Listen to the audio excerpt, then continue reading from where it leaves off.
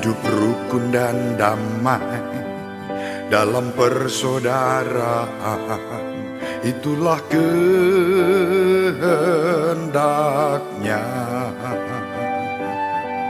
Dia ciptakan semesta dalam.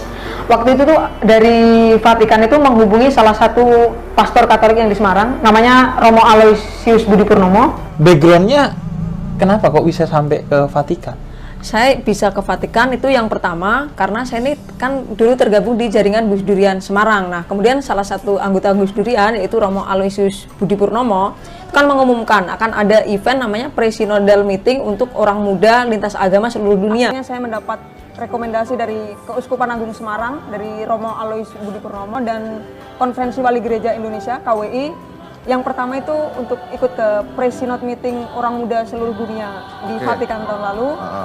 Sampai akhirnya saya mendapat rekomendasi lagi untuk mendapat beasiswa studi tentang dialog lintas agama di Vatikan lagi.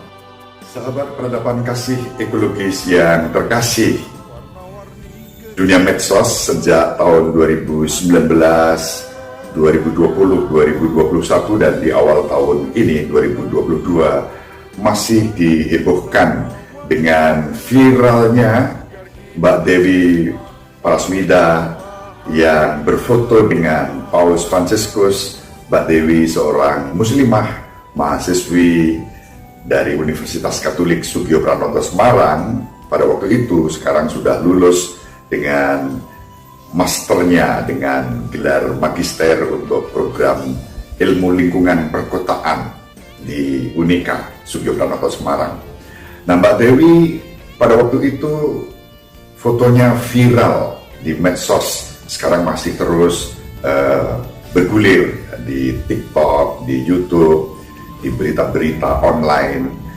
Foto Mbak Dewi Prasmida dan Paus Fransiskus yang berjabat tangan, dan Mbak Dewi sebagai seorang muslimah asal Indonesia, satu negara dengan penduduk terbesar beragama Islam, namun suasana terbesarnya adalah damai, sejahtera, rukun. Mbak Dewi menjadi contoh nyata kerukunan itu dan keberaniannya dalam perspektif positif dan akal sehat kewarasan persaudaraan yang tanpa diskriminasi. Seperti itulah yang dirindukan semua orang. Nah, dalam video-video yang sempat saya ikuti, sebagaimana bisa dilihat di sini cuplikan-cuplikannya, disebut nama saya Romo Aloysius Budi Purnomo dari Keuskupan Agung Semarang, yang memang pada waktu itu memberi rekomendasi pada Mbak Dewi untuk berangkat 2 event di Vatikan. Event pertama itu tahun 2018, Mbak Dewi saya rekomendasi untuk mengikuti Pre-Synodal orang muda lintas agama di Vatikan.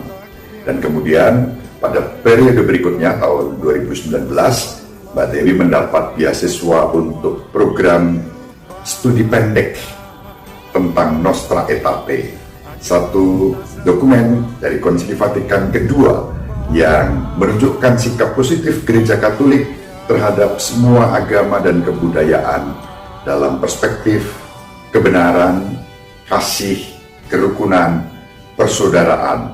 Bahkan umat Katolik sebagai putri-putra gereja didorong untuk melakukan kerjasama dalam bidang spiritual, dalam bidang sosial, dalam bidang kultural untuk mewujudkan kasih dan perdamaian, persaudaraan bagi semua orang.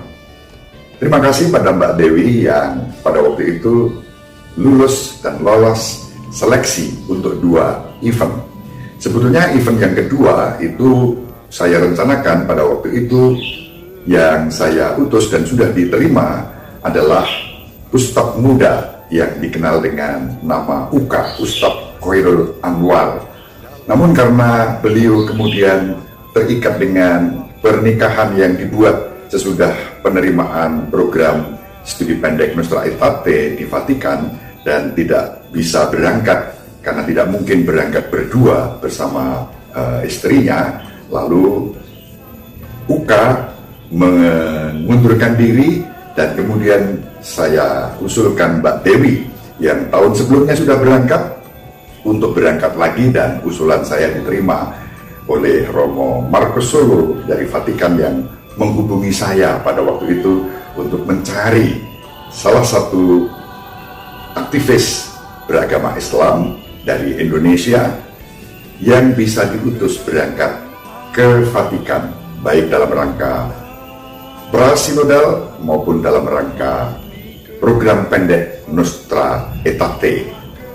Sekali lagi terima kasih pada Mbak Dewi Provisia, panjenengan menjadi berkat untuk umat dan untuk masyarakat melalui paradigma positif kerukunan persaudaraan tanpa diskriminasi dengan sikap saling menghormati, bukan menghakimi.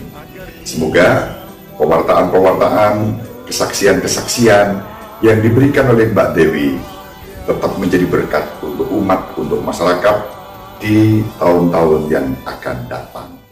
Salam sehat, tetap semangat, jangan lupa bahagia. Sahabat peradaban kasih yang terkasih, sampai jumpa pada episode berikutnya. Terima kasih atas kebersamaan kita. Salam peradaban kasih ekologis, berkah dalam